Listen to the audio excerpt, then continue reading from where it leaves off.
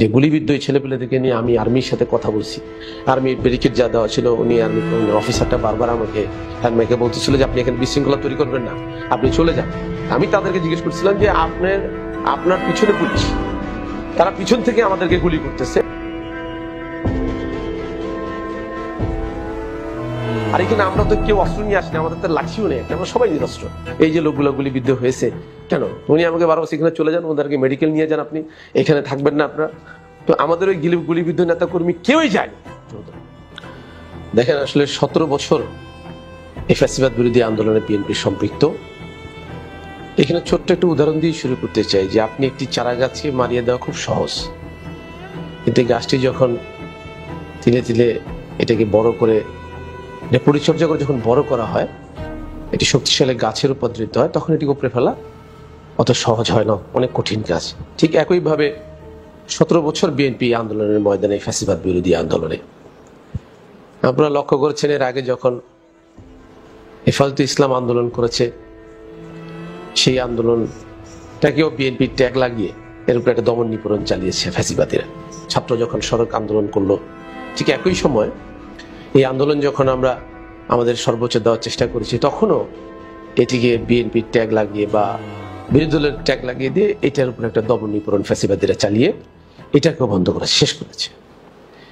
এরকম বহু আন্দোলন এই 17 বছরে এই ফ্যাসিবাদদের বিরুদ্ধে হয়েছে, এবং তারা এটাকে এমনভাবে প্রচার করেছে যে এটি বিএনপির আন্দোলন বা এই আন্দোলনের কোনো যৌক্তিকতা নাই, এরকম একটি কথা ফ্যাসিবাদীরা বলে সকল আন্দোলনটাকে তারা দমন নিপীড়ন করে, অর্থাৎ এই ফ্যাসিজম কায়েম করেছে এইভাবেই তারা।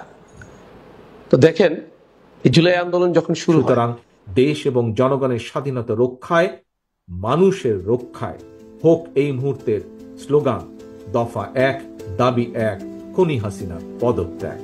16 জুলাই রাত, 16 জুলাই এবং 17 জুলাই, মানে আমাদের দেশে 17 জুলাই পড়ে গেছে। আমরা আমাদের দলের ভারপ্রাপ্ত চেয়ারম্যান জনাব তারেক রহমান সাহেবের বিএনপি মিডিয়া সেল একটি ভিডিও বার্তা যখন দেখতে পেলাম যে দেশ ও জনগণের স্বাধীনতা রক্ষায় ও মানুষ রক্ষা হোক এক দফার আন্দোলন, দফা 1, দাবি 1, শেখ হাসিনার পদত্যাগ, এই যে স্লোগানটি উনি দেওয়ার পরেই আমরা কিন্তু ওইখানে আমরা সবচেয়ে উজ্জীবিত ওনার এই বক্তব্যতে, আমাদের দলের নেতা কর্মী যারাই ছিলেন তখন উজ্জীবিত হয়।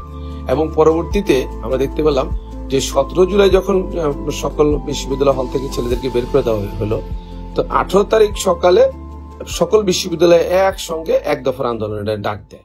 18 জুলাই আমি ওইখানে বাসাবতী বিশ্ব রোডে অনেক ছেলে পেলে, আমাদের মহল্লার ছেলে পেলে, আমরা সবাই নেমেছি, পুলিশ, র্যাব, এরা বৃষ্টির মতো গুলি, সেখানে প্রায় দুপুর থেকে রাত 8টা-9টা পর্যন্ত এই আন্দোলনটা এখানে চললো। 18 জুলাই এবং 19 জুলাই আমাদের একটি কর্মসূচি ছিল বিএনপির জাতীয় প্রেস ক্লাবে।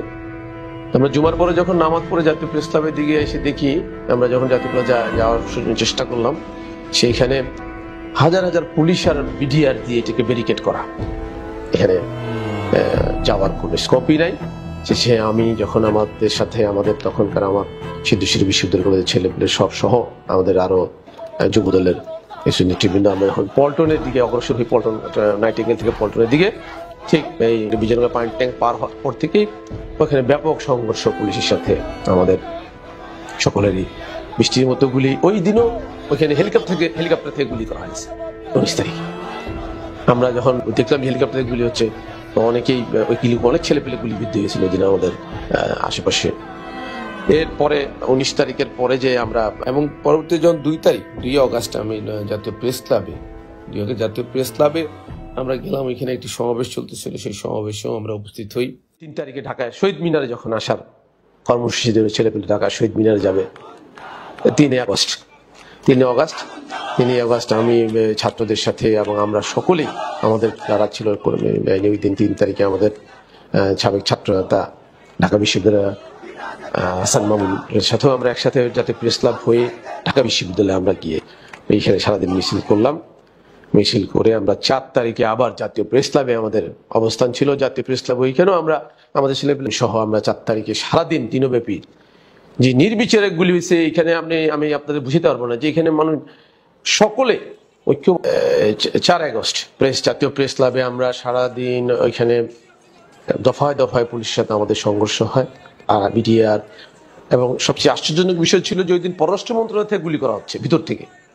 আরেকটা বিষয় ছিল যে মেট্রো রেল বন্ধ থাকার কারণে মেট্রো রেলের যে যাত্রী ছাউনি ওইখান থেকে পুলিশ, উপর থেকে পুলিশ গুলি করতেছে এই 4 তারিখে। এইটা আমরা দেখার পর তো আমাদের ছেলেপেলেরা এমন অবস্থা যে এই একটা মিছিল করলে এখানে 6-7 জন গুলিবিদ্ধ, একটা মিছিলের ডাক দিলেই 5-6 জন গুলিবিদ্ধ। এই যে আমরা নিয়ে এইখান থেকে যখন শেষ করে প্রায় আমরা আবার গেলাম শাহবাগ 4 তারিখে।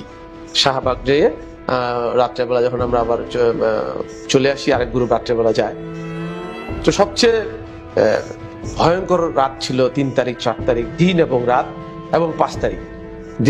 4 তারিখ তো সারা রাত নির্ঘুম রাত কাটানোর পরে 5 তারিখ ভোর থেকে 2টা আর্মির গাড়ি, সাথে একটা বিডিআর এবং সাথে একটা পুলিশের গাড়ি, তার পুলিশের গাড়ির উপরে একটা মাইক ফিট করা, হ্যান্ড মাইকে আওয়াজ দিচ্ছে, যেই গলি দিয়ে যাচ্ছে ওদিক দিয়ে আওয়াজ দিচ্ছে সারা বাংলাদেশে কারফিউ জারি করেছে, আপনাকে ঘর থেকে বেরোবে না, দেখা মাত্র গুলি করা হবে, দেখা মাত্র গুলির নির্দেশ। এই যে দেখা মাত্র গুলির নির্দেশ, তো আমার সহধর্মিণী উনি আমাকে ফোন করে খুব রিকোয়েস্ট করলো যে আমি যেন আজকে ঘর থেকে না বেরোই, এভাবে যেন বাসার সামনে দিয়ে। আমি ওইটা বুঝাতে পারবো না আপনাদেরকে যে কি পরিমাণ সে কান্না করছে, যে আমি খুব আজকে যদি আমি ঘর থেকে না বেরোই। কারণ ওই মাইকিংটা শোনার পর থেকে আমার ওয়াইফ সে খুব বিচলিত। সে ভোরবেলা থেকে আমার বেশ কয়েকবার ফোন দিচ্ছে যে কোনোভাবে যেন আমি ঘর থেকে না বেরোই। আমি বলছি যে না, এটা হতে পারে না। আমার শত শত হাজার হাজার আমাদের ভাই বোন বন্ধু নিহত হয়েছে, মানে হাজার হাজার হসপিটালে ভর্তি আহত, কোনোভাবেই ভাড়া থাকতে পারবো না। সেই সকাল 5 তারিখ সকালে যখন বের হই ঘর থেকে, তো একটি কৌশল সেটি হচ্ছে যে একটি হাতে ব্যাগ নিয়েছিলাম, ব্যাগের মধ্যে কিছু প্রেসক্রিপশন নিয়ে বেরিয়েছি, যেহেতু কারফিউ চলে তো বলবো কি।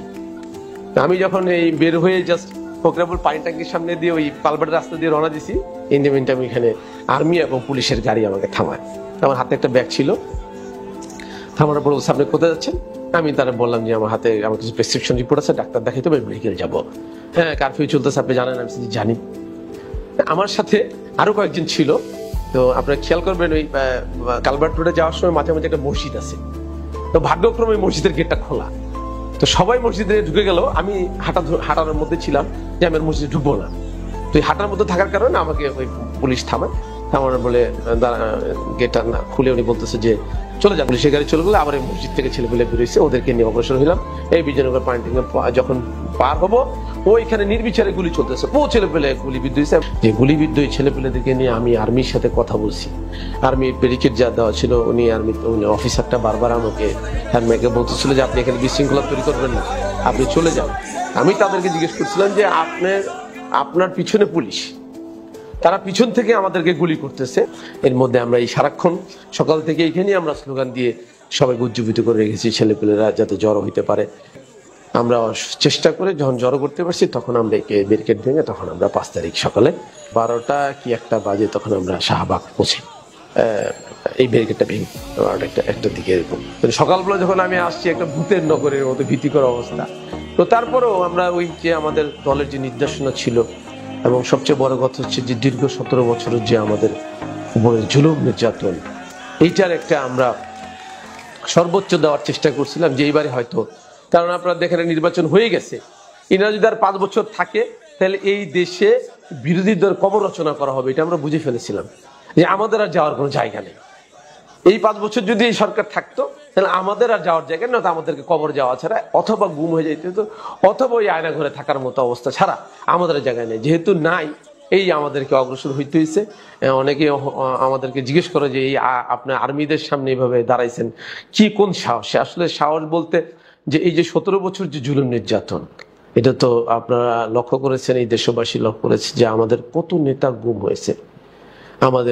আমি তো আপনি স্পেসিফিকলি যেহেতু আমার দল এগুলার করবে, ব্রিফ করবে, ওনারা বলেন, আমি জাস্ট বলতে চাই আপনারা সব আমাদের অনেক দেখেছেন যে আমাদের ছাত্র দল, যুব দল, বিএনপি, আদার সংগঠন সকল পর্যায়ে জেলা ভিত্তিক যদি আপনি হিসাব নেন দেখবেন যে কত পরিবার আজকে কান্নার রোল তাদের, তাদের হয় তার ঘরে ভাই নাই, তার ঘরে কারো জামাই নাই, কারো ছেলে নাই।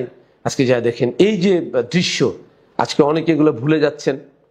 আমরা এই জুলাই আন্দোলন, আমাদের অবশ্যই জুলাই আন্দোলনকে আমরা গ্রহণ করি এবং এই যে সাধারণ ছাত্র জনতা সহ আপনার সকলের সহযোগিতায় যে আজকে ফ্যাসিজমে নির্মূল হয়েছে, এর নেতৃত্ব কিন্তু বাংলাদেশ জাতীয়তাবাদী দল 17 বছর দিয়েছে, যার পরিপ্রেক্ষিতেই এই জুলাই আন্দোলনটি সার্থকতা হয়েছে।